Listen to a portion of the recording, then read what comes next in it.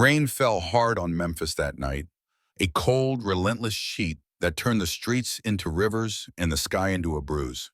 It drummed on the tin roof of the Shell station, where James Carter stood under the flickering awning, his hands shoved deep in the pockets of a threadbare jacket.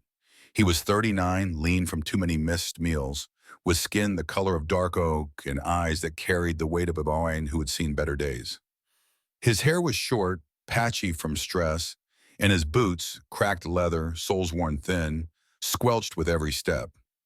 He'd just finished a shift at the warehouse, 12 hours of hauling crates for a paycheck that barely covered the rent, when the downpour trapped him here, waiting for a bus that was late again. James was a father, though the word felt like a wound these days. His daughter Aisha was 8, a bright spark with a laugh that could light up the gloomiest room. But the bills piled higher than his hopes. Electricity cut off twice this month. Aisha's school shoes a size too small. The fridge echoing empty. His wife, Tanya, had walked out 3 years back, chasing a man with a bigger wallet, leaving James to hold the pieces alone. He was drowning, but he'd never let Aisha see it, not if he could help it. He was staring at the rain-slicked street, counting the minutes till he could get home to her. She'd be with Mrs. Jenkins next door, coloring or watching old cartoons, when a sound sliced through the storm. A cry, high and sharp, like a bird caught in a trap. James turned, squinting into the dark, and saw her, a girl no older than Aisha, standing under a streetlight half a block away. She was small, soaked to the bone, her pink raincoat plastered to her frame, her blonde hair dripping in tangles. She was sobbing, her little hands clutching a stuffed rabbit, its fur matted and gray. James didn't think twice. He stepped into the rain, the cold biting through his jacket, and jogged toward her, his boots splashing in puddles. "Hey, sweetheart," he called, voice soft but firm, the way he'd soothe Aisha after a nightmare. "You all right?" The girl looked up, her blue eyes wide with fear, tears mixing with the rain on her cheeks. "I'm lost," she whimpered, her voice trembling. "I don't know where my daddy is." James knelt, the wet pavement soaking his jeans, bringing himself eye level. "What's your name?" "Lily," she said, clutching the rabbit tighter. "Lily Harper." "All right, Lily, I'm James. We're gonna get you home, okay? You ain't gotta be scared no more." She nodded, hesitant, her lip quivering. James glanced around. Beale Street was a blur of neon and shadows, the bars spilling music into the night. But no one else stopped. No one else saw. Memphis could be like that, a city of soul that sometimes forgot its own. He offered his hand, and after a beat, Lily took it, her fingers icy against his calloused palm. It hit him then, a flash of Aisha, lost out here, lone, and he swallowed hard, pushing it down. "Where'd you last see your daddy?" he asked, pulling her under the awning of a shuttered storefront to shield her from the rain.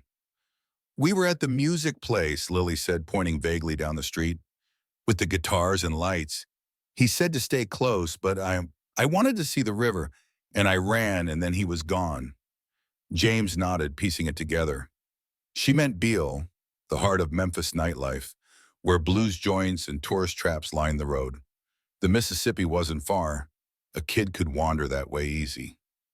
"What's he look like?" "He's tall," Lily said, stretching her arm up. "And he's got a beard, and he was wearing a black coat. He's got a funny hat, too, a cowboy one." "Cowboy hat, black coat," James repeated. "Got it. Let's start there."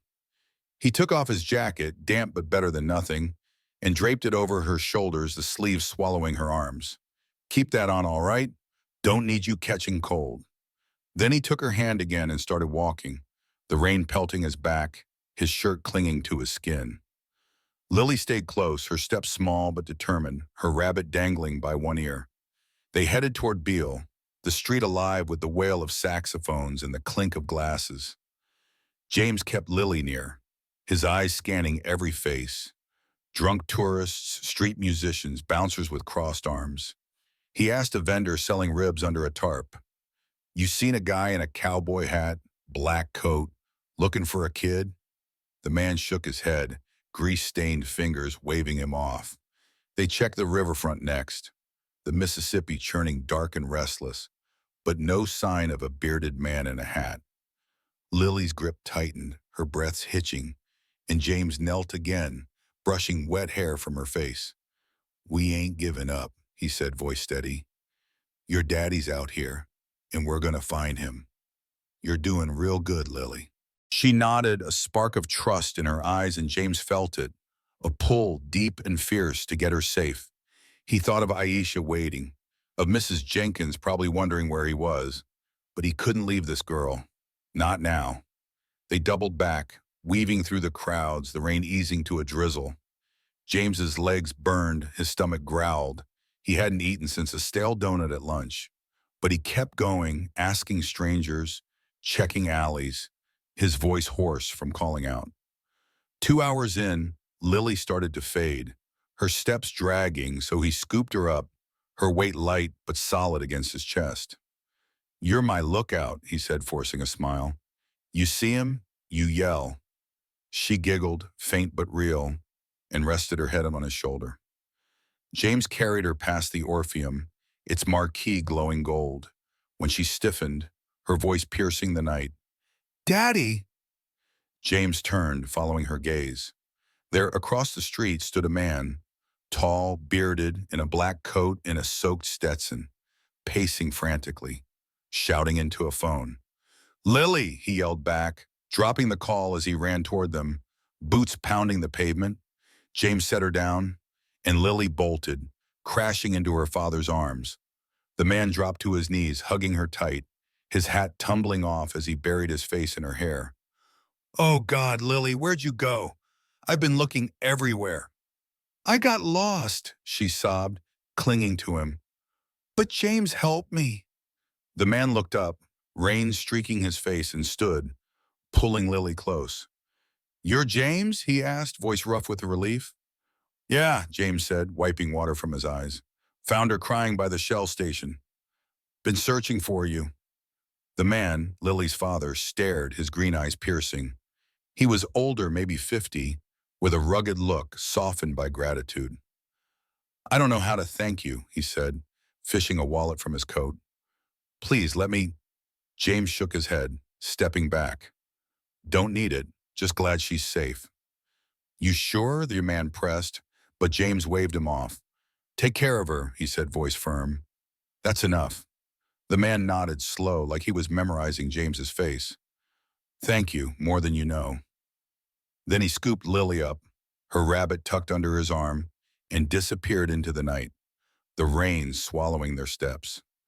James stood there, soaked and shivering, the adrenaline draining out of him. He checked his watch, past 10. Aisha would be asleep by now, Mrs. Jenkins probably worried sick. He trudged to the bus stop, the late-night route finally rumbling up, and rode home in silence, the weight of the day settling into his bones. Home was a sagging duplex on Vance Avenue, paint peeling, porch creaking underfoot. Mrs. Jenkins met him at the door, her gray hair in rollers, her eyes sharp. "You're late, James. Aisha's out cold on my couch." "Sorry," he said, voice raw. "Got caught up."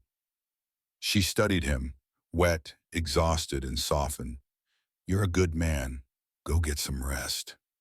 He carried Aisha home, her small body warm against his chest, and tucked her into their shared bed, the mattress sagging under them.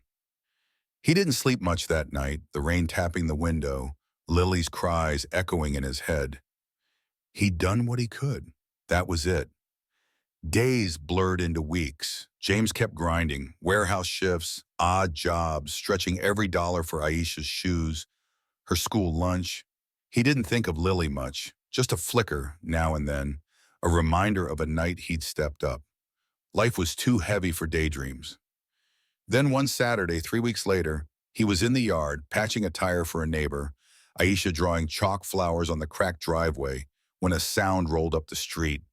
A low, smooth purr, out of place in this neighborhood of rattling sedans and coughing trucks.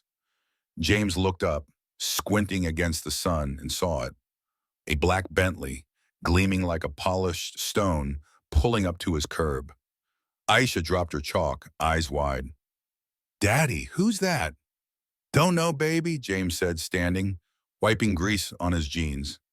The driver's door opened, and out stepped Lily's father, clean-shaven now, no hat, but unmistakable in a tailored suit that screamed money. He carried a leather briefcase, his boots clicking on the pavement as he approached.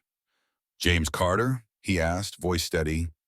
"Yeah," James said, wary. "What's this about?" The man smiled, small but warm. "Name's Daniel Harper. You saved my daughter a few weeks back. Mind if we talk?"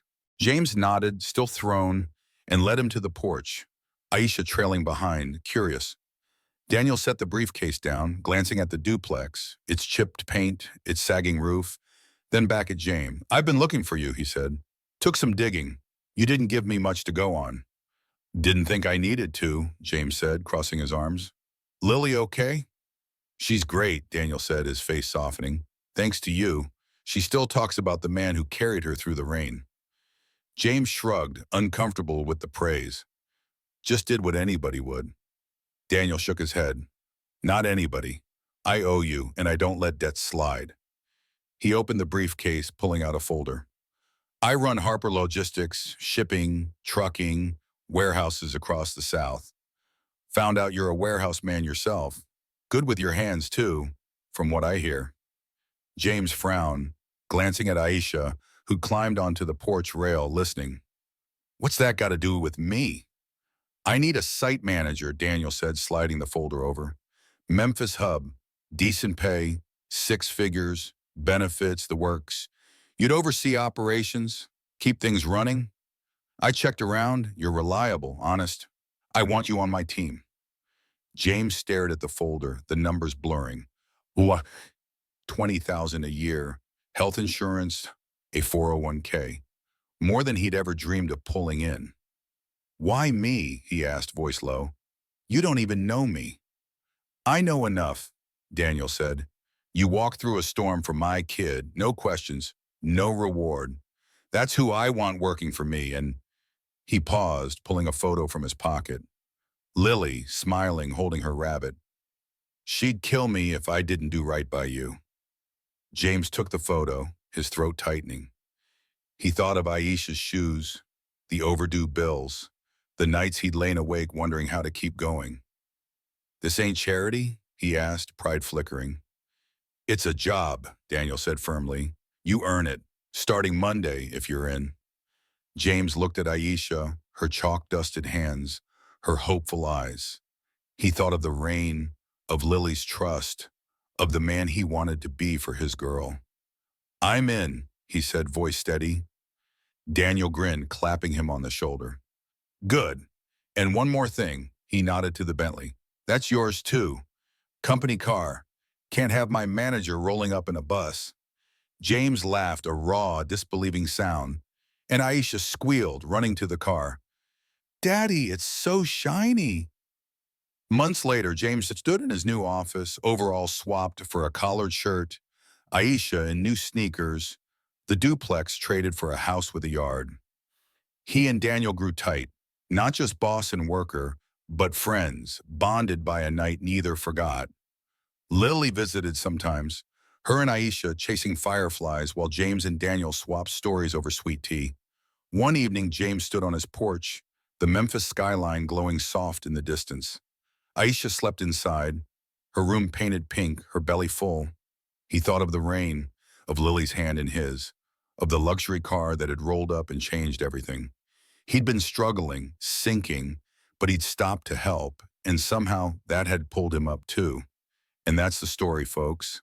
A struggling father, a lost girl, and a road back home paved with kindness. It's raw, it's real, and it's proof that sometimes the smallest steps lead to the biggest turns. If this touched your heart, hit that like button, share it wide. Let's keep these tales alive. Stick around for more because the next one's always waiting.